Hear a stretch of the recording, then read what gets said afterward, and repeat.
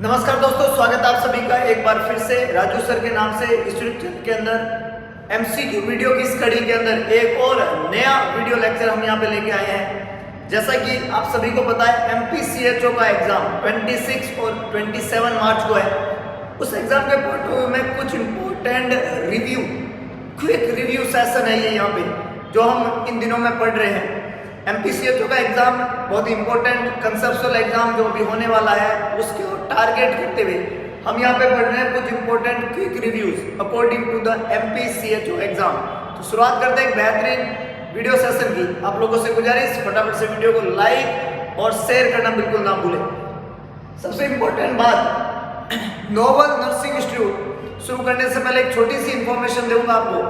Nobel nursing institute type करिए play store पे जाके, इस लोगो के साथ में 5 स्टार रेटिंग का एक ऐप दिखेगा आपको।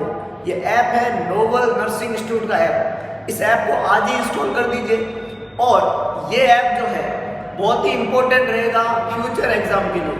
ऐप को इंस्टॉल करने के बाद में सेटिंग में जाके ऐप को रेटिंग दे दीजिए और एक इंपॉर्टेंट रिव्यू आप वहाँ पे अपना लिख दीजिए। ये जो ऐप है नोबल नर्सिंग इंस्टीट्यूट का ऐप है। इस ऐप के ऊपर इन फ्यूचर आपको मिलने वाली है टेस्ट सीरीज, वीडियो लेक्चर्स और कुछ इंपॉर्टेंट पीडीएफ्स जो एग्जाम के पॉइंट ऑफ व्यू में इंपॉर्टेंट होते हैं। नोबल नर्सिंग इंस्टीट्यूट का ये जो ऐप है, ये ऑनलाइन जो प्लेटफॉर्म है, वहाँ पे कई तरीके का स्टडी मटेरियल जो है वो फ्यूचर एग्जाम का यहाँ पे अवेलेबल होगा। कुछ फ्री ऑफ कॉस्ट होगा, कुछ पेड होगा। इसी पेड कंटेंट के अंदर सबसे पहला इंपॉर्टेंट कंटेंट हम यहाँ पे लेके आए हैं एमपीसीएचओ की टेस्ट सीरीज, जिसका प्राइस है 299। ये टेस्ट सीरीज जो है वो एमपीसीएचओ के सिलेबस के पैटर्न के ऊपर बनाई गई है। ये जो टेस्ट सीरीज है ये कंप्लीटली सिलेबस पैटर्न पे बनाई गई है और सिलेबस पैटर्न हमने यहाँ पे किसका रखा है? एमपीसीएचओ का। किसका रखा है? एमपीसीएचओ का सिलेबस पैटर्न है 1000 प्लस एमसीक्यू जिसके अंदर रहेगी। प्राइस बहुत मामूली सी है 299 और अगर इसको परचेज करना है तो आपको 7272029029 ये नंबर है, इस पर फोन पे या गूगल पे करिए। पेमेंट का स्क्रीनशॉट लेके इसी नंबर के ऊपर व्हाट्सएप कर दीजिए 7272029029 और आप टेस्ट सीरीज को परचेज करके एग्जाम से पहले क्विक स्टडी कर सकते हो। बहुत ही इंपॉर्टेंट क्वेश्चंस है। 5 तारीख को ये शुरू हुई थी, सारे के सारे टेस्ट अवेलेबल है। ऐसा नहीं है कि आज आप खरीदोगे तो अब से टेस्ट मिलेगी ना, पहले वाले भी सारे मिलेंगे आपको। टोटल 35 टेस्ट वहाँ पे आपको मिलेंगे। 1000 से भी ज़्यादा एमसीक्यूज वहाँ पे होंगे। एक टेस्ट में 50 क्वेश्चन अवेलेबल है।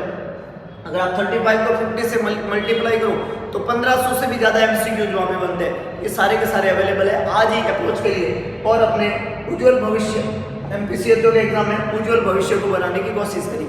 आज का जो हमारा क्विक रिव्यू सेशन है उसमें सबसे पहली बात, dengue is also known as break bone fever. Dengue fever जो होता है डेंगू वायरस की वजह से होता है और डेंगू फीवर को ही ब्रेक बोन फीवर के नाम से हम जानते हैं क्योंकि इसमें जॉइंट में पेन बहुत ज्यादा होता है। डेंगू फीवर के अंदर मच्छर मॉस्किटो बाइट से होता है। एडीज मॉस्किटो, कौन सा मॉस्किटो? एडीज मॉस्किटो, जो कि फीमेल मॉस्किटो होता है, फीमेल मॉस्किटो होता है, उसके बाइट से डेंगू फीवर होता है। डेंगू फीवर की सबसे खास बात होती है इसमें थ्रोम्बोसाइटोपिनिया देखने को मिलता है। थ्रोम्बोसाइटोपिनिया, थ्रोम्बोसाइटोपिनिया का मतलब होता है डिक्रीज प्लेटलेट काउंट। थ्रोम्बोसाइटोपिनिया का मतलब होता है डिक्रीज प्लेटलेट काउंट। तो प्लेटलेट के नंबर जो है वो कम देखने को मिलता है, थ्रोम्बोसाइटोपिनिया देखने को मिलता है डेंगू फीवर के अंदर। इंपॉर्टेंट बात है, याद रख लीजिएगा। और डेंगू फीवर जो है इसमें प्लेटलेट लगाने की जरूरत होती है और मरीज ब्लीडिंग की रिस्क पे होता है। तो प्लेटलेट के नंबर कम होता है तो मरीज किसकी रिस्क पे होता है? ब्लीडिंग की रिस्क पे होता है। उसकी रिस्क जो रहती है वो किसकी रिस्क रहती है? ब्लीडिंग की रिस्क रहती है डेंगू फीवर के अंदर। इंपॉर्टेंट बात है, याद रख लीजिएगा। नेक्स्ट देखिएगा, मोस्ट इफेक्टिव स्टरलाइजेशन एजेंट जो होता है वो किसको माना जाता है? ऑटोक्लेव। ऑटोक्लेव जो होता है स्टरलाइजेशन का सबसे इंपॉर्टेंट मैकेनिज्म है जो कि स्टीम अंडर प्रेशर के ऊपर काम करता है। ऑटोक्लेव जो है ये स्टरलाइजेशन का मॉइस्ट हीट का मेथड है। कौन सा मेथड है? मॉइस्ट हीट वाला मेथड है ऑटोक्लेव। ऑटोक्लेव से जब हम स्टरलाइजेशन करते हैं तो स्पोर फॉर्म, बैक्टीरिया तो खत्म होता ही है, बैक्टीरिया प्लस स्पोर फॉर्म जो होती है ये दोनों ही खत्म हो जाते हैं। ये स्टरलाइजेशन का मैकेनिज्म है ऑटोक्लेव का। ऑटोक्लेव जो होता है उसको हम जो है जब हम ऑटोक्लेव करते हैं तो 121 डिग्री सेंटीग्रेड टेम्परेचर होना चाहिए। 15 प्रेशर जो है 15 आईपीएस जो है उस प्रेशर के ऊपर इसको काम में लिया जाता है और 15 से 30 मिनट, तो 15 मिनट्स इसका टाइमिंग होता है। आपको 15-15 याद रखना है। 121 डिग्री सेंटीग्रेड टेम्परेचर वहाँ पे याद रखना है। 15 एलबीएस जो है वो प्रेशर है ना, और 15 मिनट के लिए इसको करते हैं। मॉइस्ट हीट का मैकेनिज्म है, बैक्टीरिया और उसकी स्पोर फॉर्म दोनों ही खत्म हो जाती है।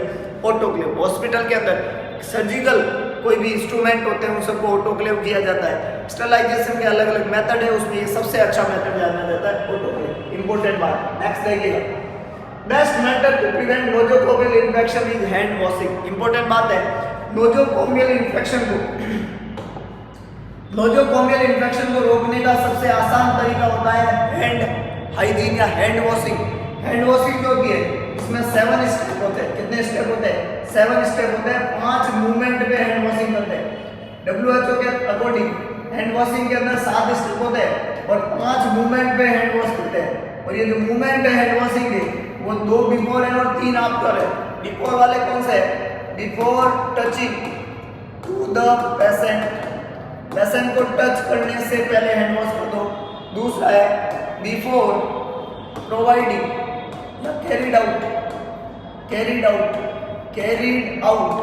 एनी प्रोसीजर, कोई भी प्रोसीजर मरीज के ऊपर आप कैरिड आउट करना चाहते हो उससे पहले हैंड वॉश कर दो। After touching the patient, patient को टच करने के बाद में। चौथा, after touching patients surrounding, patient के आसपास वाला जो एरिया है उसको टच करने के बाद में, पेशेंट को टच करने के बाद में, आसपास के एरिया को टच करने के बाद में, पेशेंट को टच करने से पहले आसपास के एरिया को कोई प्रोसीजर को कैरिड आउट कराने से पहले, और after exposure any body fluid, कोई भी बॉडी फ्लूइड के एक्सपोजर होने के बाद में। ये 2 बिफोर है, 3 आफ्टर है। ये क्या है? हैंड वॉशिंग के कार्डिनल मूवमेंट है। कब कब हैंड वॉशिंग करनी होती है? इन मूवमेंट पे हैंड वॉशिंग करनी होती है, जिसमें 7 स्टेप होते हैं। 7 स्टेप 5 मूवमेंट, याद रख लीजिएगा, बात बहुत इंपॉर्टेंट है। नेक्स्ट देखिएगा, small pox was declared eradication on 8 मई 1980। एकमात्र बीमारी जो इरेडिकेट हो चुकी है स्मॉल पॉक्स, और इसका इरेडिकेशन हुआ है 1980 के अंदर। 3 बातें बहुत इंपॉर्टेंट है। एक होता है कंट्रोल, दूसरा होता है एलिमिनेशन, तीसरा होता है इरेडिकेशन। कंट्रोल का तो मतलब होता है कि बीमारी तो है, बीमारी तो प्रेजेंट है, लेकिन हमने उसको कंट्रोल कर दिया। कैसे? इसको आगे बढ़ने से रोक दिया। हमने लोगों को क्वारंटीन कर दिया, हमने लोगों को आइसोलेट कर दिया, ताकि जो है बीमारी को क्या कर सके हम? कंट्रोल में बीमारी भी प्रेजेंट होती है, पॉजिटिव ऑर्गेनिज्म भी होता है, लेकिन हम उसको ज़्यादा एक्सपोज होने से, कम्युनिटी स्प्रेडिंग होने से रोक लिया। ये कंट्रोल कहलाता है। दूसरा होता है एलिमिनेशन का मतलब होता है कि बीमारी जो है उसका पॉजिटिव ऑर्गेनिज्म तो है, पर बीमारी का कोई एक्टिव केस नहीं है, किसी को बीमारी नहीं है, लेकिन पॉजिटिव ऑर्गेनिज्म अभी भी प्रेजेंट है, वो बीमारी का एलिमिनेशन कहलाता है। और इरेडिकेशन का मतलब होता है समूल नष्ट, बीमारी भी नहीं है, पॉजिटिव ऑर्गेनिज्म भी नहीं है ना, तो पॉजिटिव ऑर्गेनिज्म को भी खत्म कर देना क्या कहलाता है? इरेडिकेशन। तो कंट्रोल, एलिमिनेशन और इरेडिकेशन, ये 3 वर्ड बहुत इंपॉर्टेंट है। यहाँ पे यही बोला गया है स्मॉल पॉक्स जो है उसका इरेडिकेशन कब हुआ? 1980 के अंदर। और लास्ट केस पूछा जाए, लास्ट केस अगर पूछा जाए तो वो था 1977 के अंदर। इसको एलिमिनेशन बोल सकते हो आप, लास्ट केस था। और एलिमिनेशन के 3 साल बाद में इरेडिकेशन हुआ, आफ्टर 3 ईयर 1980 के अंदर इसका इरेडिकेशन हुआ। इंपॉर्टेंट बात है स्मॉल पॉक्स। नेक्स्ट देखिएगा, फोलिक एसिड की डेफिशिएंसी की वजह से जो बीमारी होती है उसका नाम है neural tube defect. Neural tube defect जो होती है, इसी का दूसरा नाम है spina bifida. Spina bifida 2 type के होते हैं, 2 तरह के होते हैं। एक टाइप इसका जो होता है वो होता है ओकल्टा, और दूसरा टाइप इसका होता है सिस्टिका। एक टाइप होता है ओकल्टा और दूसरा टाइप होता है सिस्टिका। ओकल्टा को हम हिडन भी बोलते हैं। कैसा टाइप होता है? Hidden type. ओकल्टा मतलब हिडन वाला टाइप होता है, जिसमें टप ऑफ हेयर बनते हैं और वहाँ पे एक डिंपल बनता है, लंबोसैक्रल एरियम, वो है ओकल्टा। सिस्टिका जो होती है इसमें लंबोसैक्रल एरिया के ऊपर सैक पाया जाता है, एक उभार पाया जाता है, और इस उभार के अंदर दो चीजें हो सकती है, या तो वो मेनिंजोसील है या वो माइलोमेनिंजोसील है, या तो वो मेनिंजोसील है या वो माइलोमेनिंजोसील है, दोनों में से कुछ भी हो सकता है। मेनिंजोसील का मतलब है मेनिंजेज है उसमें, कौन है? मेनिंजेज। अगर उसमें मेनिंजेज इन्वॉल्व है तब तो उसको मेनिंजोसील कहते हैं। अगर उसमें मेनिंजेज और सीएसएफ है तो वो मेनिंजोसील है। अगर उसमें मेनिंजेज भी है, मेनिंजेज जो होती है वो कवरिंग होती है सेंट्रल नर्वस सिस्टम की, ड्यूरामेटर, पायामेटर और इलेक्ट्रोमेटर, इनको मेनिंजेज कहते हैं। वहाँ पे मेनिंजेज भी है, वहाँ पे आपकी स्पाइनल कॉर्ड भी है, वहाँ पे आपकी स्पाइनल नर्व भी है। अगर ये सब इन्वॉल्व है तो उसको क्या बोलते हैं? माइलोमेनिंजोसील। तो मेनिंजोसील और माइलोमेनिंजोसील दो चीज होती है। ये सिस्टिका वाला टाइप है और एक टाइप है ओकल्टा, जिसको हम हिडन टाइप कहते हैं। और ओकल्टा के अंदर टफ ऑफ हेयर होता है और वहाँ पे डिंपल होता है लंबोसैक्रल एरिया में। लेकिन अगर लंबोसैक्रल एरिया के अंदर वहाँ पे सेक प्रेजेंट है तो ये सिस्टिका है। मेनिंजो और मेनिंजोमाइलोसिल न्यूरल ट्यूब डिफेक्ट इसको बोलते हैं। अल्फा फिटोप्रोटीन का लेवल इसके अंदर बढ़ा हुआ देखने को मिलेगा, इंक्रीज होता है अल्फा फिटोप्रोटीन का लेवल। और प्रिवेंट करने का तरीका होता है फोलिक एसिड देना प्रेग्नेंट लेडी को। और कब शुरू करो? 1 मंथ प्रायर टू कंसीव करने के 1 महीना पहले फोलिक एसिड शुरू कर दो। और कितना अमाउंट में शुरू कर दो? 400 माइक्रोग्राम कंसीव करने के 1 महीना पहले फोलिक एसिड शुरू कर दो, तो ये न्यूरल ट्यूब डिफेक्ट जो है उसको प्रिवेंट किया जा सकता है बच्चे के अंदर, जो कि कंजेनाइटल एनोमली है। लंबोसैक्रल एरिया के अंदर जो वर्टिबल कॉलम है उसका फ्यूजन नहीं हो पाता है। इंपॉर्टेंट बात है, करेक्ट आंसर यहाँ पे क्या बनेगा? यहाँ पे इंपॉर्टेंट बात है neural tube defect, folic acid deficiency. अगली इंपॉर्टेंट बात है Negri bodies are related to the rabies, जो कि एक डॉग बाइट की वजह से होने वाली प्रॉब्लम है। और इस डॉग बाइट वाले रेबीज के अंदर नेग्री बॉडीज देखने को मिलती है। क्या देखने को मिलती है? Negri bodies. डॉग बाइट की वजह से होता है रेबीज, और रेबीज के अंदर क्या देखने को मिलती है? Negri bodies. डॉग बाइट की वजह से होता है रेबीज, और रेबीज के अंदर देखने को मिलती है नेग्री बॉडीज। इंपॉर्टेंट बात है, नेग्री बॉडीज किसमें देखने को मिलती है? रेबीज है। रेबीज का ही दूसरा नाम है हाइड्रोफोबिया। रेबीज का ही दूसरा नाम है Lasa virus type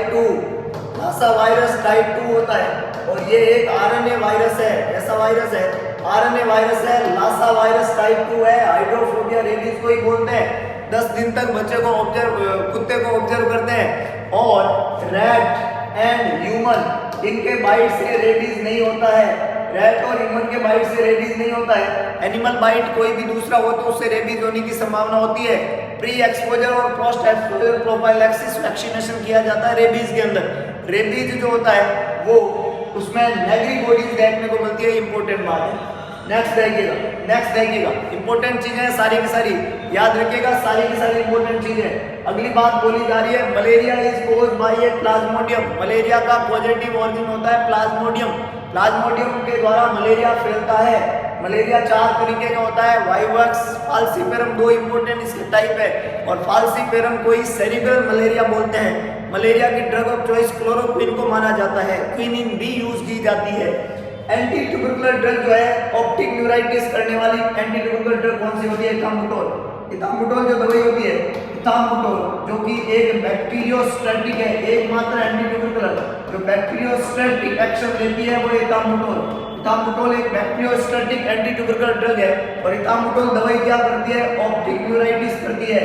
optic neuritis का मतलब है ये सेकंड क्रेनियल नर्व जो है उसको डैमेज करती है। और ऑप्टिक नर्व होती है सेकंड क्रेनियल नर्व। और जब ऑप्टिक नर्व डैमेज होगी, सेकंड क्रेनियल नर्व के अंदर प्रॉब्लम होगी तो विजन में प्रॉब्लम होगी। इसमें विजन में प्रॉब्लम, विजन। और क्या होता है? Colour blindness. क्या होता है? कलर ब्लाइंडनेस होता है। और अगर आपने उसमें ध्यान नहीं दिया तो मरीज में अल्टीमेटली ब्लाइंडनेस हो जाएगा। ऑप्टिक न्यूराइटिस करती है, सेकंड क्रेनियल नर्व को प्रॉब्लम करती है anti tubercular drug ethambutol. Bacteriostatic action होता है इथाम्बुटोल का। इथाम्बुटोल के बारे में एक और इंपॉर्टेंट बात, ये एक लीस्ट हिपेटोटॉक्सिक ड्रग है। हिपेटोटॉक्सिसिटी इसकी जो है वो कम होती है, लीस्ट होती है, लेस होती है। लीस्ट हिपेटोटॉक्सिक ड्रग माना जाता है इथाम्बुटोल को। सारी की सारी बातें एग्जाम में पूछी हुई है, पूछी जाएगी, याद रख लीजिएगा एंटी ट्यूबरकुलर ड्रग इथाम्बुटोल के बारे में, क्योंकि चीज बहुत इंपॉर्टेंट है। कतई जहर बातें हैं सारी की सारी। इथाम्बुटोल बहुत अच्छी दवाई है। एंटी ट्यूबरकुलर ड्रग के अंदर काम में ली जाती है। बहुत इंपॉर्टेंट बात। नेक्स्ट देखिएगा, इंक्यूबेशन पीरियड का गया है चिकन पॉक्स का, जो कि होता है 14 से 16 दिन। चिकन पॉक्स का इंक्यूबेशन पीरियड जो होता है वो 14 to 16 डेज होता है। चिकन पॉक्स बीमारी जो है इसका पॉजिटिव ऑर्गन जो होता है वो वेरिसेला जोस्टर एक वायरस है। वेरिसेला जोस्टर एक वायरस है और ये चिकन पॉक्स का पॉजिटिव ऑर्गन होता है। चिकन पॉक्स जो होता है उसको डायग्नोस करने का जो टेस्ट होता है उसको टेंजेंट टेस्ट कहते हैं। चिकन पॉक्स को डायग्नोस करने का जो टेस्ट होता है उस टेस्ट का नाम है टेंजेंट टेस्ट। चिकन पॉक्स के अंदर ड्यू ड्रॉप पैटर्न के अंदर वेसाइकल बनते हैं। क्या बनते हैं? वेसाइकल बनते हैं। वेसाइकल किसको बोलते हैं? एलिवेटेड 1 सेंटीमीटर से छोटा एलिवेटेड फ्लूइड फिल्ड रीजन जो होता है स्किन के ऊपर उसको वेसाइकल बोलते हैं। और चिकन पॉक्स जो होता है उसमें प्लियोमॉर्फिज्म देखने को मिलता है। प्लियोमॉर्फिज्म का मतलब होता है कि अलग अलग जो स्टेज, अलग अलग क्रॉप जो होती है, वेसाइकल, मैक्यूल, पैप्यूल, पस्ट्यूल, ये अलग अलग स्टेज एक ही बार में प्रेजेंट होना प्लियोमॉर्फिज्म कहलाता है। चिकन पॉक्स में प्लियोमॉर्फिज्म देखने को मिलता है, अलग अलग वैरायटी वहाँ पे देखने को मिलती है, उसके डिफरेंट स्टेजेस एक ही साथ में प्रेजेंट होती है। चिकन पॉक्स एक इंपॉर्टेंट डिजीज है और एक ही बार होती है लाइफ में, और जिसको हो जाती है उसमें परमानेंट लाइफ लॉन्ग के लिए इम्यूनिटी बन जाती है चिकन पॉक्स के प्रति। चिकन पॉक्स जो होती है ये सेंट्रीपिटल होता है। क्या होता है? सेंट्रीपिटल का मतलब होता है कि सेंटर के अंदर रेस ज्यादा होते हैं, पेरिफेरी में नहीं होते हैं। पेरिफेरी में नहीं होते इसलिए इस बीमारी में पाम और सोल के ऊपर वेसाइकल नहीं बनते हैं। ये सारी बातें इंपॉर्टेंट है चिकन पॉक्स के बारे में, याद रख लीजिएगा, एग्जाम में पूछा जाएगा। इंक्यूबेशन पीरियड के अलावा क्लिनिकल साइन, पॉजिटिव ऑर्गेनिज्म और ये बीमारी में क्या मैकेनिज्म रहते हैं, ये सारी चीजें पूछी जाती है। आगे लेके चलता हूँ। नेक्स्ट देखिएगा इंपॉर्टेंट चीज है, इंपॉर्टेंट बात आपको सारी की सारी याद रखनी है क्योंकि एग्जाम में वो पूछी जाएगी। Leptospirosis is transmitted by infected rats urine. Infected rat के यूरिन से बीमारी होती है, बीमारी का नाम है लेप्टोस्पोरियोसिस। दोनों बातें याद रखनी है, इन्फेक्टेड रैट का यूरिन याद रखना है, लेप्टोस्पोरियोसिस याद रखना है आपको। एक इंपॉर्टेंट बात नेक्स्ट देखिएगा, क्विक रिव्यू के अंदर व्हाइट लेप्रोसी किसको बोला जाता है? लेशमैनियासिस को व्हाइट लेप्रोसी बोला जाता है। दूसरा अगला इंपॉर्टेंट बात है, most efficient route of transmission of HIV blood and blood product. HIV का सबसे ज्यादा एफिशिएंट रूट जो होता है वो ब्लड और ब्लड प्रोडक्ट होता है, लेकिन एचआईवी का ट्रांसमिशन का सबसे मोस्ट कॉमन रूट जो होता है वो सेक्सुअल ट्रांसमिशन होता है। एफिशिएंट रूट जो होता है वो ब्लड और ब्लड प्रोडक्ट होता है। एचआईवी जो होता है उससे एचआईवी का इन्फेक्शन जो है वो मेल की तुलना में फीमेल को ज्यादा होता है। इंपॉर्टेंट बात है, आइडियल कोलेस्ट्रॉल का लेवल जो है वो 200 से कम होना चाहिए। कोलेस्ट्रॉल की मैं अगर यहाँ पे बात करूँ, कोलेस्ट्रॉल का आइडियल लेवल जो कि टोटल कोलेस्ट्रॉल की बात हो रही है, टोटल कोलेस्ट्रॉल जो होता है वो टोटल कोलेस्ट्रॉल लेस देन 200 होना चाहिए। इसके अलावा कोलेस्ट्रॉल के अंदर ट्राइग्लिसराइड आते हैं, क्या आते हैं? ट्राइग्लिसराइड आते हैं जो कि 150 से कम होने चाहिए। इसके अलावा कोलेस्ट्रॉल के अंदर एलडीएल आता है, एलडीएल जो होता है वो 100 से कम होना चाहिए। इसके अलावा एचडीएल होता है जो कि 50 से ज्यादा होना चाहिए, और ये सारी के सारी यूनिट एमजी पर डीएल के अंदर है। कोलेस्ट्रॉल के अंदर टोटल कोलेस्ट्रॉल जो होता है तो 200 से कम होना चाहिए। ट्राइग्लिसराइड जो होते हैं वो 100 से कम, 150 से कम होने चाहिए। एलडीएल को हम बैड कोलेस्ट्रॉल बोलते हैं। कौन सा कोलेस्ट्रॉल? बैड। ये बैड कोलेस्ट्रॉल जो होता है वो 100 से कम होना चाहिए, और एचडीएल को हम गुड कोलेस्ट्रॉल बोलते हैं, और गुड कोलेस्ट्रॉल है इसलिए 50 से ज्यादा होना चाहिए। 50 से ज्यादा, 100 से कम, 150 से कम, 200 से कम। टोटल कोलेस्ट्रॉल, ट्राइग्लिसराइड, एलडीएल और एचडीएल सारी बातें इंपॉर्टेंट है, पूछी जाती है, याद रख लीजिएगा। अगली बात देखिएगा, एंटेरिक फीवर और typhoid cause by Salmonella typhi. Typhoid का पॉजिटिव ऑर्गन में साल्मोनेला टाइफी। दो बातें टाइफाइड के बारे में, तीन बातें इंपॉर्टेंट है। एक तो इसका पॉजिटिव ऑर्गन में है साल्मोनेला टाइफी, दूसरा टाइफाइड के अंदर पी सूप स्टूल देखने को मिलता है। P soup stool. टाइफाइड एक डायरियल डिजीज है। कैसी बीमारी है? डायरियल डिजीज है। इसके अंदर पी सूप स्टूल देखने को मिलेगा। डायरियल डिजीज है, और जहाँ डायरिया होता है वहाँ डिहाइड्रेशन हो सकता है। जहाँ डायरिया होता है वहाँ क्या होता है? डिहाइड्रेशन। जहाँ डिहाइड्रेशन होता है वहाँ किसकी जरूरत होती है? ओआरएस की। वहाँ किसकी जरूरत होती है? जिंक की। डिहाइड्रेशन में ओआरएस दिया जाता है, जिंक दिया जाता है। डायरियल डिजीज है कौन? डायरियल डिजीज है कौन है? डायरियल डिजीज आपकी टाइफाइड। पॉजिटिव ऑर्गन में Salmonella typhi, P soup stool देखने को मिलता है। टाइफाइड को डायग्नोस करने का टेस्ट जो माना जाता है वो विडाल टेस्ट है। टाइफॉइड का डायग्नोस्टिक टेस्ट कौन सा होता है? विडाल टेस्ट होता है टाइफॉइड का डायग्नोस्टिक टेस्ट। खास बातें हैं टाइफॉइड के बारे में याद रखना है आपको। टाइफॉइड को डायग्नोस करने का टेस्ट है विडाल टेस्ट। वैसे टाइफॉइड को डायग्नोस करने के लिए जो विनोमिक्स करता है उसको बासु कहते हैं, और इस बासु के अंदर बी का मतलब होता है ब्लड कल्चर। फर्स्ट वीक के अंदर ब्लड कल्चर चेक करते हैं, सेकेंड वीक के अंदर एक ग्लूटिनिन टेस्ट, और एक ग्लूटिनिन टेस्ट होता है विडाल टेस्ट। सेकेंड वीक में विडाल टेस्ट करते हैं। थर्ड वीक के अंदर स्टूल कल्चर करते हैं। क्या करते हैं? स्टूल कल्चर थर्ड वीक में। फोर्थ वीक में यूरिन कल्चर, फोर्थ वीक में यूरिन कल्चर। बासु याद रख लीजिएगा। टाइफॉइड, साल्मोनेला टाइफी, ईसोप स्टूल, ये सब टाइफॉइड के अंदर इंपॉर्टेंट बातें हैं जो देखने को मिलती है एग्जाम में, याद रखना आपको। इसके अलावा टाइफॉइड के अंदर रिलेटिव ब्रेडिकार्डिया होता है, बहुत सारी चीजें वहां देखने को मिलती है। क्लिनिकल साइन में स्प्लीनोमेगाली देखने को मिलेगा। ये सब बातें टाइफॉइड के बारे में थी। एंटेरिक फीवर भी बोलते हैं। अगली इंपॉर्टेंट बात, आराम से समझिए, घबराना नहीं है, घबराना नहीं है। हम पढ़ रहे हैं MPCHO क्विक रिव्यू सेशन। कुछ लोग सोच रहे हैं सर हो क्या रहा है यहाँ पे हो रहा है MPCHO का टैटवा दबाने का काम। MPCHO को हमने ऐसे पकड़ रखा है कि जब तक तोड़ेंगे नहीं तब तक छोड़ेंगे नहीं। याद रखेगा ये, याद रखेगी दुनिया भी आपको। कब याद रखेगी? जब आप चीज़ों को शेयर करोगे। मेरी आप लोगों से एक ही विनती है कि अगर ये कंटेंट आप लोगों के लिए मददगार है तो उस हर इंसान के लिए मददगार होएगा जो इंसान आपसे जुड़ा हुआ है। प्लीज शेयर द कंटेंट, के कंटेंट को शेयर करो, मैक्सिमम लोगों तक अप्रोच करो। सबका भला होना जरूरी है। आगे लेके चलते हो। नेक्स्ट देखिएगा, आयुष जो है इंपॉर्टेंट कंपोनेंट है NHM का, नेशनल हेल्थ मिशन का इंपॉर्टेंट कंपोनेंट है आयुष। इसकी फुल फॉर्म एग्जाम में पूछी जाती है, याद रख लीजिएगा। आयुर्वेदा, क्या है इसकी फुल फॉर्म? आयुर्वेदा। वाई का मतलब यूनानी एंड नेचुरोपैथी, यूनानी एंड नेचुरोपैथी। अगला यूनानी है ना, यूनानी है ना, नेचुरोपैथी, योगा। आयुर्वेदा, योगा, यूनानी एंड नेचुरोपैथी। और इसके बाद में सिद्धा एंड होम्योपैथी। तो क्या फुल फॉर्म हो गया आयुष का? आयुर्वेदा, योगा, यूनानी एंड नेचुरोपैथी, सिद्धा and homeopathy. AYUSH, Ayush. Ayurveda, yoga, यूनानी, नेचुरोपैथी, होम्योपैथी एंड सिद्धा। Most common psychological problem in adolescent anxiety disorder. ये बहुत इंपॉर्टेंट बात है। एडोलसेंट एज के अंदर person is underweight if BMI is less than 18.5। अगर 18.5 से कम BMI है तो इंडिविजुअल क्या कहलाता है? अंडरवेट कहलाता है, अंडरवेट कहलाता है। इंपॉर्टेंट बात है। अगला है case finding tool of choice in RNTCP, revise national tuberculosis control programme. उसमें केस फाइंडिंग की जाती है स्पुटम स्मीयर जेडन स्कैनिंग, स्पुटम स्मीयर जेडन स्कैनिंग से केस फाइंडिंग होती है। डोट्स जो होता है उसका फुल फॉर्म है direct observe treatment short course. DOT का ट्रीटमेंट होता है, डोट का फुल फॉर्म होता है direct observe treatment short course. This is the full form of dots. Important बात है, याद रख लीजिएगा। नेक्स्ट देखिएगा कंबाइंड OCP जो है वो इंक्रीज करती है risk of carcinoma of breast.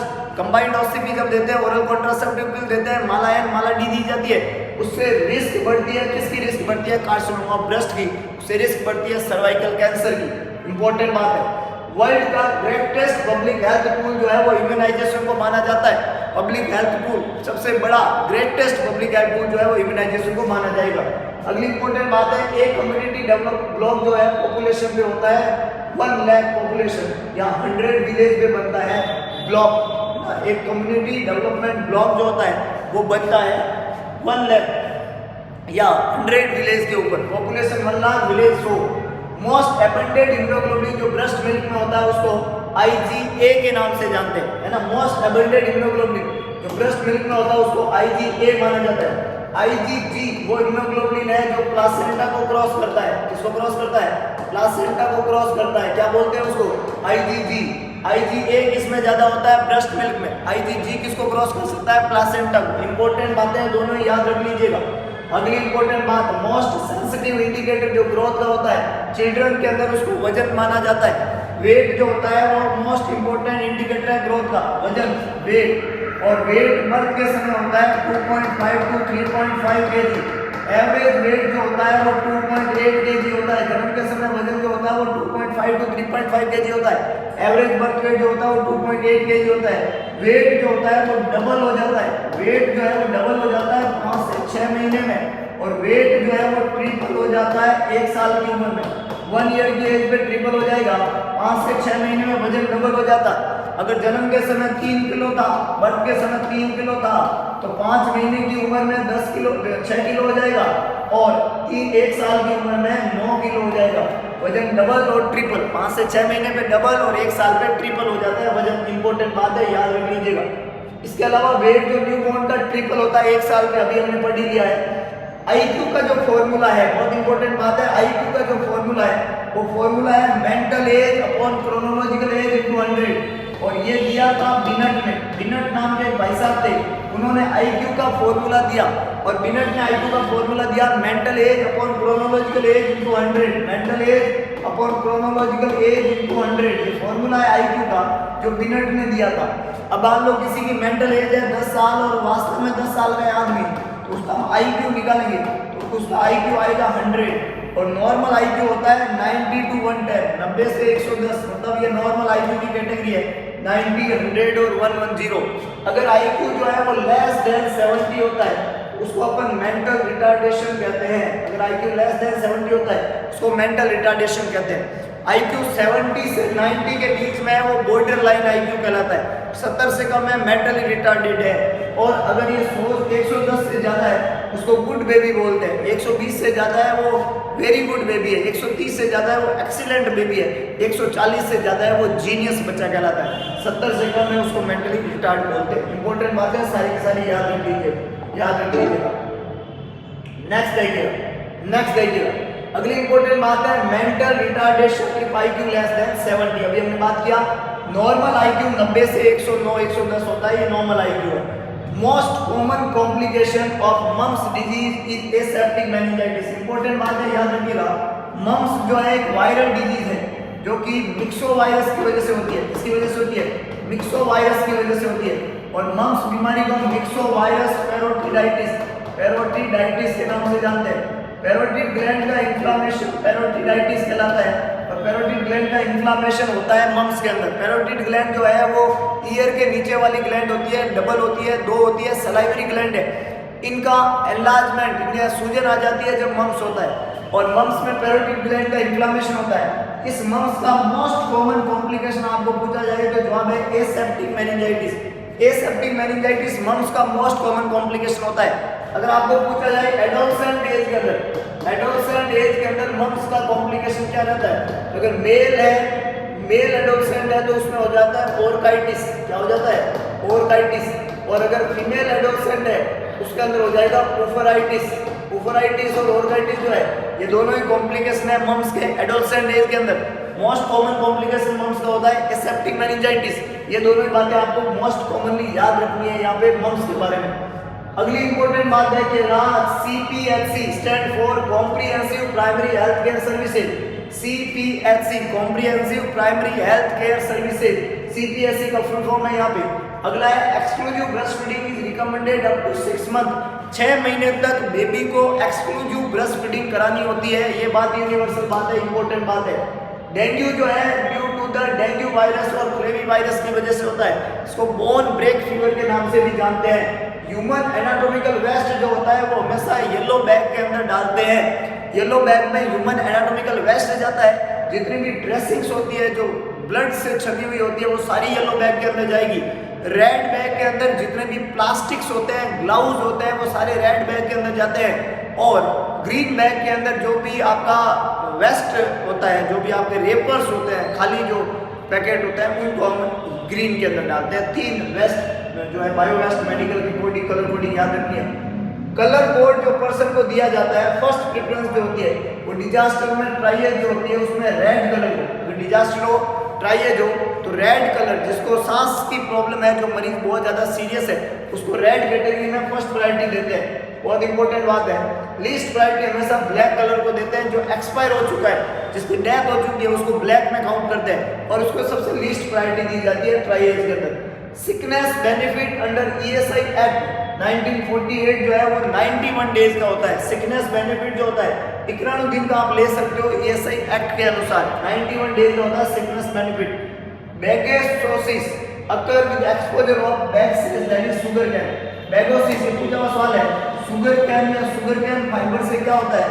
बैगोसिस होता है। क्या होता है? बैगोसिस है, याद रखना बैगोसिस। शुगर कैन या शुगर कैन फाइबर से होता है बैगोसिस। बहुत इंपॉर्टेंट बात है, याद रख लीजिएगा बैगोसिस।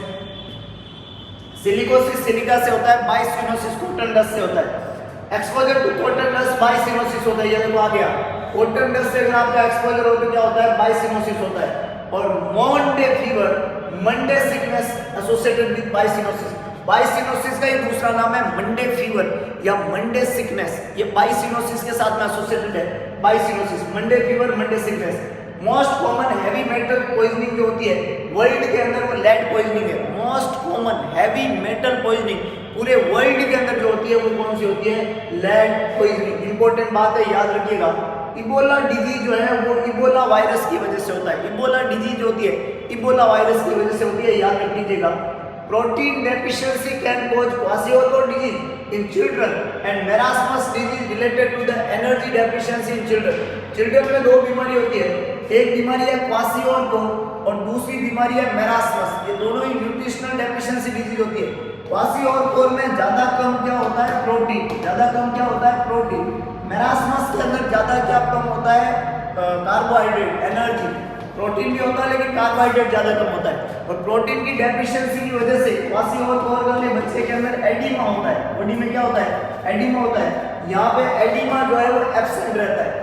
यहाँ पे एडिमा जो है वो क्या रहता है? एब्सेंट रहता है। जबकि क्वाशियोकोर वाले में एडिमा प्रेजेंट रहता है, मेरास्मस वाले में एडिमा एब्सेंट रहता है। सीवियर मसल वास्टिंग होती है, सीवियर मसल वास्टिंग देखने को मिलता है दोनों ही बीमारी के अंदर। क्वाशियोकोर वाला बच्चा जो होता है इसके अंदर हेयर के कलर चेंज हो जाते हैं, है ना, फ्लैग साइन देखने को मिलता है। मेरास्मस वाले बच्चे में बेगी पैंट देखने को मिलता है। एक और खास डिफरेंस, मेरास्मस वाले बच्चे के अंदर बहुत ज्यादा भूख लगती है, इसको एक्सेस हंगर देखने को मिलती है। मेरास्मस वाले बच्चे में भूख ज्यादा लगती है।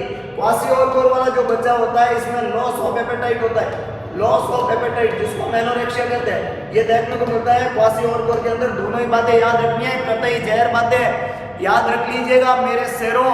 अगर आपने शेरों और शेरनियों दोनों अगर आपको बेहतरीन करना है, MPCHO में जाके धाड़ लगानी है, MPCHO का टेटुआ पकड़ के दबा देना। जैसे शेर किस तरीके से दूसरे जानवर का शिकार करता है, वो शिकार अगर करना सीखना है तो उसके गुर यही है।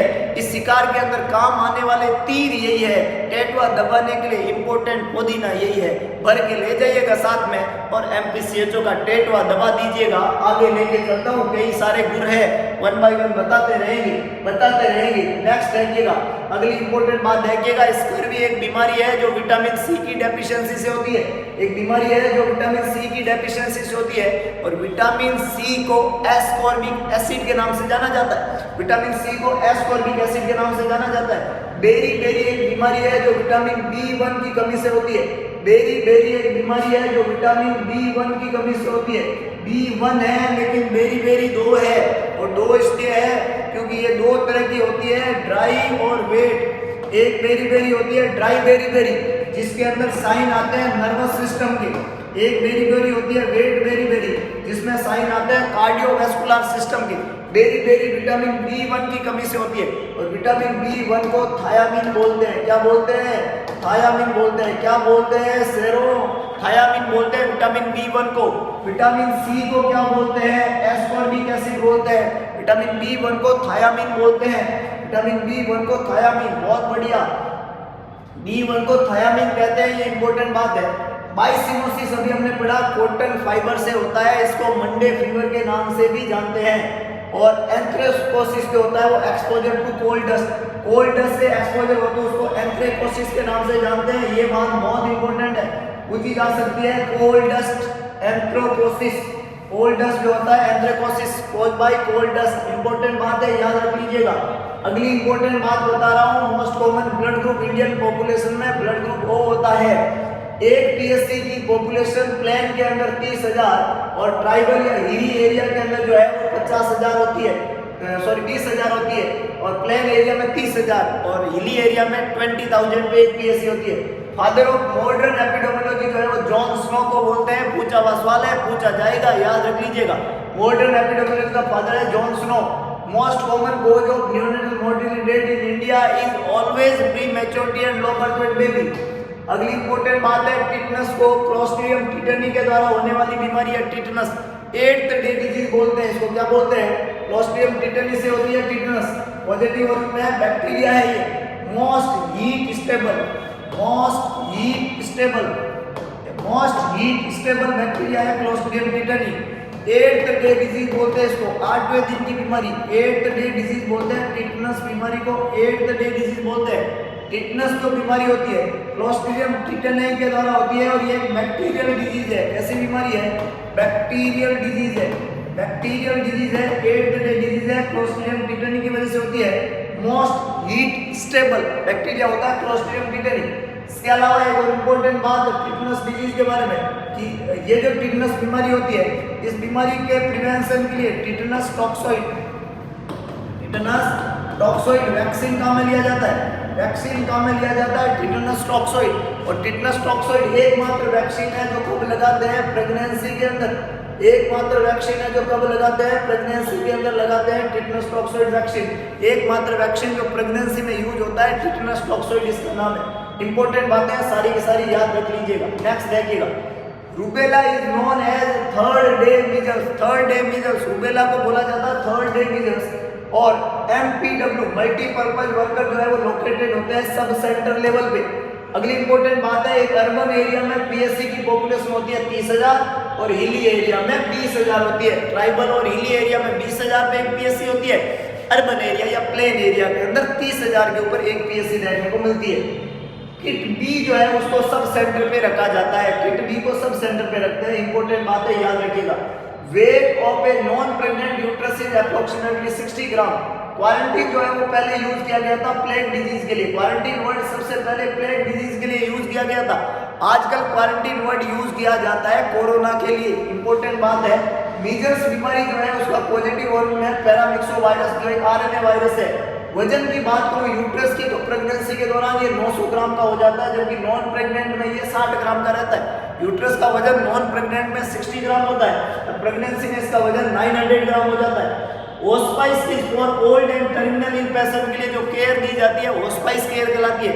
जो भी ओल्ड पीपल है, जो टर्मिनली इल पेशेंट है, उसको जो केयर दी जाती है उसका नाम है होस्पाइस केयर। याद रख लीजिएगा, इंपॉर्टेंट बात है।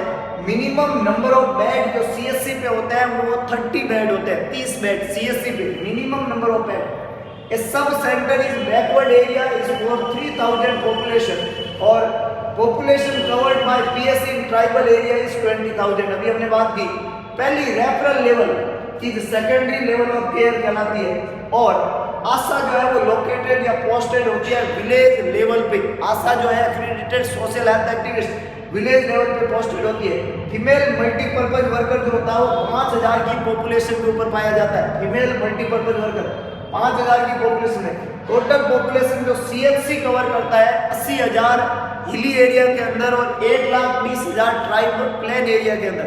प्लेन एरिया के अंदर 1,20,000 और 80,000 हिली एरिया के अंदर कौन कवर करता है पॉपुलेशन? CHC।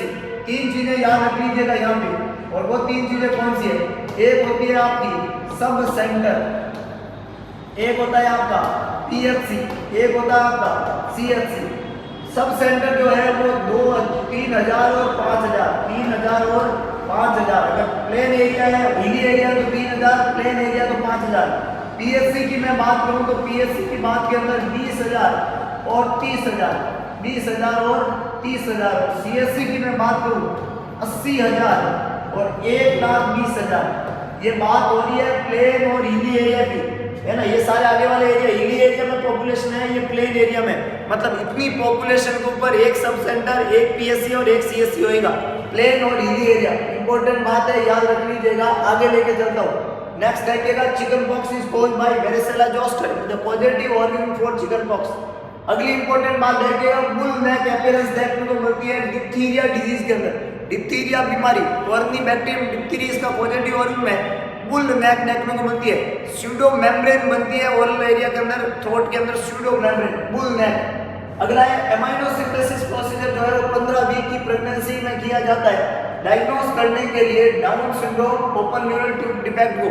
डाउन सिंड्रोम में अल्फा फीटोप्रोटीन का लेवल कम मिलेगा एमनियोटिक फ्लूइड के अंदर, एमनियोसिंथेसिस के द्वारा ये पता करते हैं। न्यूरल ट्यूब डिफेक्ट के अंदर अल्फा फीटोप्रोटीन का लेवल बढ़ा हुआ देखने को मिलेगा, ये भी एमनियोसिंथेसिस से पता करते हैं। अगली है amniocentesis not done in first trimester of pregnancy, क्योंकि वहां पे एमनियोटिक फ्लूइड बहुत कम होता है, इसलिए पहले ट्राइमेस्टर में एमनियोसिंथेसिस नहीं करते हैं, सेकंड ट्राइमेस्टर में करते हैं। अगली इंपॉर्टेंट बात है वन हेल्थ असिस्टेंट मेल और फीमेल जो है वो पोस्टेड होता है 30,000 की पॉपुलेशन में, मेल और फीमेल 30,000 की पॉपुलेशन में पोस्टेड होते हैं और टोटल पॉपुलेशन सीएससी की 80 और 1,20,000 होती है।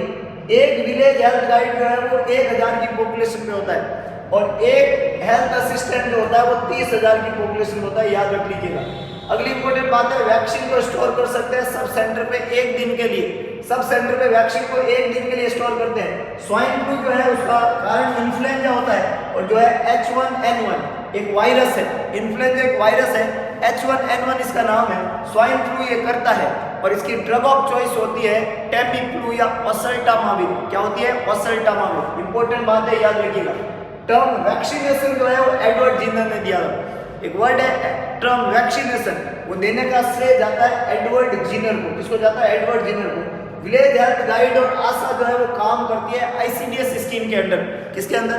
Integrated child developmental scheme, ICDS scheme के अंदर काम करती है आशा एंड विलेज हेल्थ गाइड। बहुत बढ़िया। नेक्स्ट देखिएगा, बीसीजी वैक्सीन जो है वो अगर बर्थ के समय आप दो, बहुत इंपॉर्टेंट बात है, याद रखिएगा। बर्थ के समय अगर आप देते हो एट मंथ तो 0.05 ml देते हैं इंट्राडर्मल रूट से और ये ट्यूबरकुलोसिस को प्रिवेंट करती है। कौन सी tuberculosis? Extra pulmonary tuberculosis, extra pulmonary tuberculosis. और कितनी एफिशिएंसी है इसकी? इसकी एफिशिएंसी है 50%। पल्मोनरी ट्यूबरकुलोसिस को रोकने की क्षमता होती है 0, एक्स्ट्रा पल्मोनरी पे 50% और इसको 0.05 ml देते हैं 1 महीने तक। 1 महीने से लेके 1 साल की उम्र के बच्चे को दे रहे हो आप, 1 साल की उम्र तक दे रहे हो तो 0.1 ml दिया जाता है इंट्राडर्मल, इंट्राडर्मल 0.1 ml। इंपॉर्टेंट बात है। और इसमें जो दिया जाएगा वहां पे स्कार बनेगा, जहां दिया है वहां अल्टीमेटली क्या बनेगा? स्कार। और ये स्कार जो है वो बनने में टाइम लेता है 2 मंथ्स, 2 महीने में स्कार बन जाएगा। इंपॉर्टेंट बात है, पूछी जाती है। इसके अलावा इंडिया के अंदर डॉक्टर्स पॉपुलेशन रेशियो जो होता है 1 डॉक्टर 1,000 पॉपुलेशन में होना चाहिए, ये नॉर्म है इंडिया में डॉक्टर का पॉपुलेशन का रेशियो। इन हिली एरिया पीएससी जो है वो कवर करती है 20,000 की पॉपुलेशन को। इन्फ्लुएंजा जो है वो इन्फ्लुएंजा वायरस से होता है, ये ऑर्थोमिक्सो वायरस है। ब्लैक डेथ जो है वो प्लेग डिजीज के लिए काम में लिया जाता है और प्लेग डिजीज जो है रेट बाइट की वजह से होती है और ब्लैक डेथ जो होती है वो प्लेग डिजीज को बोला जाता है। अल्फा फीटोप्रोटीन जो है वो न्यूरल ट्यूब डिफेक्ट में तो बढ़ता है, डाउन सिंड्रोम में कम होता है। एक ट्रेंड डाई जो है वो पॉपुलेशन 1000 को कवर करती है। फर्स्ट रेफरल लेवल की हेल्थ केयर सिस्टम जो इंडिया का है उसको सेकेंडरी लेवल बोला जाता है। Population norm of CSC difficult area in 1,20,000। बहुत इंपॉर्टेंट बात है, प्लेन एरिया में 1,20,000। वन विलेज हेल्थ गाइड जो है वो 1,000 की पॉपुलेशन में पोस्टेड रहता है और पॉपुलेशन जो पीएससी कवर करती है वो 3,000 होती है। इंपॉर्टेंट बात है, रिपीट बात है। Multipurpose health worker plain area में 5,000 की पॉपुलेशन पे पाए जाते हैं। कुछ इंपॉर्टेंट बातें जो यहाँ भी आपको याद रखनी है। Trend period for anganwadi worker जो है वो 4 महीने का होता है। 4 महीने में आंगनवाड़ी वर्कर को ट्रेनिंग दी जाती है और मोर कमेटी 1946 के अंदर आई थी और इसके रिकमेंडेशन थे 3 million plant and social physician, ये इसके रिकमेंडेशन थे। मल्टीपर्पज वर्कर जो है वो इंट्रोड्यूस किया था करतार सिंह कमेटी ने। और वैक्सीन जो कॉन्ट्राइंडिकेटेड है इम्यूनोसप्रेसिव पेशेंट के अंदर सारे के सारे लाइव वैक्सीन, ये इंपॉर्टेंट बात है। करतार सिंह ने बताया था मल्टीपर्पज वर्कर के बारे में और मोर कमेटी आई थी 1946 के अंदर। इसके अलावा जो भी इम्यूनोसप्रेसर होते हैं उनमें लाइव वैक्सीन जो है वो कॉन्ट्रा इंडिकेटेड रहते हैं। इंपॉर्टेंट चीजें याद रखिएगा। Temperature below 36.5 degree centigrade newborn के अंदर हाइपोथर्मिया कहलाता है। क्या कहलाता है? हाइपोथर्मिया। हाइपोथर्मिया तब जब टेम्परेचर जो है वो लेस देन 36.5 डिग्री सेंटीग्रेड हो। इसकी 3 कैटेगरी होती है, माइल्ड, मॉडरेट और सीवियर। माइल्ड, मॉडरेट और सीवियर। माइल्ड हाइपोथर्मिया कोई कोल्ड स्ट्रोक कहते हैं, क्या कहते हैं, कोल्ड स्ट्रोक। और इसमें टेम्परेचर वेरी करता है और कहाँ से कहाँ तक, 36 से 36.4 डिग्री सेंटीग्रेड। मॉडरेट हाइपोथर्मिया जो होता है इसमें टेम्परेचर वेरी करता है 32 डिग्री सेंटीग्रेड से 35.9 डिग्री सेंटीग्रेड, मॉडरेट हाइपोथर्मिया बोलते हैं। सीवियर हाइपोथर्मिया में टेम्परेचर 32 डिग्री सेंटीग्रेड से भी कम हो जाता है। 3 हाइपोथर्मिया के टाइप है, माइल्ड, मॉडरेट और सीवियर, और ये तीनों टाइप बहुत इंपॉर्टेंट बनते हैं टेम्परेचर कितने से कम। हाइपोथर्मिया जो होता है इसका ट्रीटमेंट है टेम्परेचर को रेगुलेट करना, और टेम्परेचर का रेगुलेशन करेंगे तभी बच्चा जो है उसकी डेथ नहीं होगी। हाइपोथर्मिया को साइलेंट किलर के नाम से जानते हैं, क्या बोलते हैं, साइलेंट किलर। बच्चों में साइलेंट किलर हाइपोथर्मिया को बोलते हैं। एडल्ट के अंदर साइलेंट किलर हाइपरटेंशन को बोलते हैं। हाइपरटेंशन जो है वो साइलेंट किलर है एडल्ट के अंदर, बच्चों में साइलेंट किलर बोला जाता है हाइपोथर्मिया को। इंपॉर्टेंट बात है, याद रख लीजिएगा, आगे लेके चलता हूँ। नेक्स्ट है मंगोलियन स्पॉट, जो कि एक ब्लू कलर का मार्क्स है बटक्स और सैक्रल एरिया में 6 से 1 साल में डिसअपीयर हो जाता है। लोकल मिलेनिन के ज्यादा सिक्रेशन की वजह से होता है। न्यूबॉर्न बेबी में लंबो सैक्रल एरिया में ब्लू कलर का मार्क्स होता है, मंगोलियन स्पॉट कहलाते हैं। बर्थ मार्क्स होता है, किसी इलाज की जरूरत नहीं होती है, बर्थ मार्क्स होता है, किसी इलाज की जरूरत नहीं होती है, मंगोलियन स्पॉट इसको कहते हैं। पैथोलॉजिकल जॉन्डिस अपेयर होता है 24 घंटे के बाद में, पैथोलॉजिकल जॉन्डिस अपेयर होता है 24 घंटे के बाद में। फिजियोलॉजिकल जॉन्डिस अपेयर होता है 24 घंटे से पहले। फिजियोलॉजिकल जॉन्डिस वो होता है जो 24 घंटे के बाद में होता है। पैथोलॉजिकल जॉन्डिस वो होता है जो अपेयर होता है before 24 hours, sorry, pathological jaundice जो बिफोर मतलब पहले, 24 घंटे के पहले जो होता है उसको हम बोलते हैं पैथोलॉजिकल जॉन्डिस। और दूसरा जॉन्डिस होता है फिजियोलॉजिकल, कौन सा जॉन्डिस, फिजियोलॉजिकल जॉन्डिस बोलते हैं जो 24 घंटे के बाद में होता है। आफ्टर 24 आवर्स ऑफ लाइफ अगर जॉन्डिस हो गए वो फिजियोलॉजिकल है, और बिफोर 24 आवर्स जो जॉन्डिस हो गए उसको हम क्या नाम देते हैं, पैथोलॉजिकल जॉन्डिस। फिजियोलॉजिकल जॉन्डिस में कोई इलाज की जरूरत नहीं रहती है, लेकिन पैथोलॉजिकल जॉन्डिस में ट्रीटमेंट की जरूरत रहती है, इलाज की जरूरत रहती है। और वो इलाज क्या होता है, फोटोथेरेपी। पैथोलॉजिकल जॉन्डिस में ट्रीटमेंट की जरूरत होती है, और ट्रीटमेंट में काम में ली जाती है फोटोथेरेपी। फोटोथेरेपी में ब्लू ग्रीन लाइट काम में ली जाती है, जिसकी वेवलेंथ होती है 420 to 600 नैनोमीटर, और ये कन्वर्ट करती है बिलिरुबिन को वाटर सोल्यूबल फॉर्म के अंदर, और डिस्टेंस होनी चाहिए 45 सेंटीमीटर। लाइट का वेवलेंथ इंपॉर्टेंट है, 420 to 490 नॉर्मली काम में लेते हैं, 600 तक इसको बढ़ा सकते हैं। ये कन्वर्ट करती है अनकॉन्जुगेटेड बिलिरुबिन को कॉन्जुगेटेड के अंदर वाटर सोल्यूबल फॉर्म के अंदर। इसका डिस्टेंस बच्चे की बॉडी से 45 सेंटीमीटर होना चाहिए या 18 इंच होना चाहिए, दोनों एक ही बात है।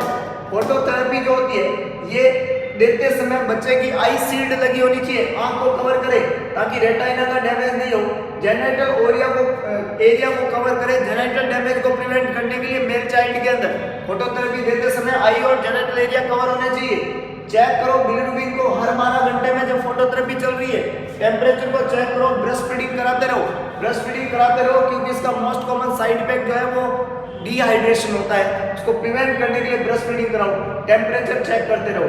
फादर जो पब्लिक हेल्थ का फादर है वो कोलेरा को बोलते हैं father of public health. Important बातें हैं सारी की सारी, father of public health cholera को बोलते हैं। गोबी, GOBI, गोबी जो है यूनिसेफ ने दिया था, जिसमें G का मतलब होता है ग्रोथ चार्ट, O का मतलब होता है ओरल रिहाइड्रेशन सॉल्यूशन, B का मतलब होता है एक्सक्लूसिव ब्रेस्ट फीडिंग, और I का मतलब होता है immunisation. GOBI, G for growth chart, O for oral rehydration, B for breast feeding और I फॉर इम्यूनाइजेशन। और ये किसके लिए किया जाता है, 6 किलर डिजीज के लिए आया था। अगेंस्ट 6 किलर डिजीज यूनिसेफ ने गोबी चलाया। ग्रोथ चार्ट मॉनिटरिंग करो, इम्यूनाइजेशन करो, ओरल रिहाइड्रेशन दो, और उसके अंदर ब्रेस्ट फीडिंग कराओ, गोबी यूनिसेफ ने चलाया। कतई जहर बातें हैं। अगर आपको वीडियो पसंद आ रहा है तो लाइक करना बिल्कुल ना भूले, press the like button. Maximum लोगों ने अभी तक लाइक बटन को प्रेस नहीं किया है। ऊपर वाला सब जानता है साहब। अगर आपने कंटेंट को शेयर नहीं किया, कंटेंट को लाइक नहीं किया, तो आपने क्या किया? जब आप ऊपर जाओगे ना, ऊपर वाला आपसे पूछेगा कि ये राजू सर के नाम से जो यूट्यूब चैनल था उसको लाइक और शेयर किया कि नहीं किया। आप बोलोगे नहीं किया मैंने, तो वो कहेंगे तो फिर क्या किया बताओ, है कि नहीं है। इंपॉर्टेंट बात है, आपके पास में ये तो कहने के लिए हो कम से कम, बाकी कुछ हो ना हो, है कि नहीं है। और सब्सक्राइब करना तो बिल्कुल ना भूले, क्योंकि कई सारी चीजें इस चैनल के ऊपर आने वाली है इन फ्यूचर। बहुत ही इंपॉर्टेंट बातें सारी की सारी याद रख लीजिएगा। अगली इंपॉर्टेंट बात और लेके आया हूँ, जो बच्चा 37 वीक से पहले पैदा हो जाता है उसको प्रीटर्म बोलते हैं, और जो 42 वीक के बाद में पैदा होता है उसको पोस्टर्म या पोस्ट मैच्योर बेबी के नाम से हम जानते हैं। सारी बातें इंपॉर्टेंट है, सारी बातें इंपॉर्टेंट है। आगे बढ़ने से पहले इंपॉर्टेंट सूचना, अगर आप ऑनलाइन प्लेटफॉर्म पे स्टडी करना चाहते हो तो ये स्टडी के लिए एक ऐप अवेलेबल है, नोवल नर्सिंग इंस्टीट्यूट का ऐप। इस लोगों के साथ में 5 स्टार रेटिंग का एक ऐप है। ऐप को आज ही डाउनलोड करो, इंस्टॉल करो और सेटिंग में जाके ऐप को रेटिंग दे दो और ऐप के अंदर रिव्यू लिख दो। इतना करने के बाद में ऐप के सारे फीचर आप लोगों के लिए खुल जाएंगे। वहाँ पे टेस्ट सीरीज, वीडियो लेक्चर, सब चीज़ें अवेलेबल है। कुछ चीज़ें फ्री है, कुछ चीज़ें जो है वो पेड है। उस पेड चीज़ों में MPCHO के एग्जाम के सिलेबस के पैटर्न के ऊपर टेस्ट सीरीज अवेलेबल है, जिसका प्राइस है 299 ओनली। 299 रुपये आप फोन पे या गूगल पे कर सकते हो। 7272029029 ये नंबर है, इसमें फोन पे या गूगल पे कर दो 299, और ये पेमेंट करने के बाद में इसका स्क्रीनशॉट आप इसी नंबर के ऊपर व्हाट्सएप कर दो। Novel Nursing institute doctor MD sir के द्वारा संचालित इस इंस्टीट्यूट के द्वारा आपकी टेस्ट सीरीज एक्टिवेट कर दी जाएगी। जितने भी टेस्ट प्रीवियसली है वो भी अवेलेबल है। इन फ्यूचर रोज 50 MCQ आते हैं, वो भी आपको सोल्व करने हैं, और एग्जाम से पहले ये रामबाण का काम करेंगे, बूस्ट अप करेंगे आपको, और डेफिनेटली आपको सफलता के शिखर पर पहुंचा देंगे। तो बिल्कुल देरी ना करिए, आज ही 999 रुपए के अंदर टेस्ट सीरीज जरूर परचेज करें और क्विक रिवीजन करें MPCHO के एग्जाम की, MPCHO टेस्ट सीरीज। तो ये थी online platform novel Nursing institute का। अगर आप चाहते हो कंसेप्चुअल स्टडी, 6 महीने की कंसेप्चुअल स्टडी, 30 के 30 दिन क्लास, हर अल्टरनेट डे टेस्ट, हर मंडे को मेगा टेस्ट, और 6 महीने की एक ऐसी स्टडी ताकि आप क्रैक कर पाओ एम्स नॉट सेट, ताकि आप क्रैक कर पाओ ESIC, आप क्रैक कर पाओ PGI चंडीगढ़, आप क्रैक कर पाओ GMCH। अगर आपने ख्वाब उस तरीके के एग्जाम के भी देख रखे हैं तो बस इंतजार किस बात का, आज ही अप्रोच करिए लहरिया स्वीट होम के सामने, Bhagat ki Kothi, new Pali road, Jodhpur. Novel Nursing Institute आपके लिए एक इंपॉर्टेंट टीम के साथ में एक कंसेप्चुअल स्टडी कराएगा, जो कि आपको अपने टारगेट तक ले जाएगा। क्योंकि एक ही काम है, एक ही चीज के ऊपर मेहनत करते हैं, जब तक तोड़ेंगे नहीं तब तक छोड़ेंगे नहीं। तो बस लग जाइए, जुट जाइए कुछ इंपॉर्टेंट कंसेप्चुअल लोगों के साथ में, और अपने बेहतरीन भविष्य के निर्माण की नींव रख दीजिए। आज के लिए बस इतना ही। एक नए क्विक रिव्यू सेशन के साथ में मिलेंगे दोबारा। आप लोगों से गुजारिश है, वीडियो को लाइक और शेयर जरूर करें, क्योंकि भगवान कृष्ण ने कहा था कि सारथी बने स्वार्थी ना बने। तो दिखा दीजिए सारथीपन, और कर दिखाइए ऐसा कि दुनिया करना चाहिए आपके जैसा। अगर आप कुछ बेहतरीन सुन रहे हैं तो आप एक बेहतरीन प्लेटफॉर्म पे मिलेंगे दोबारा नए MCQ सेशन के साथ में। तब तक के लिए जय हिंद, जय भारत, जय महाकाल।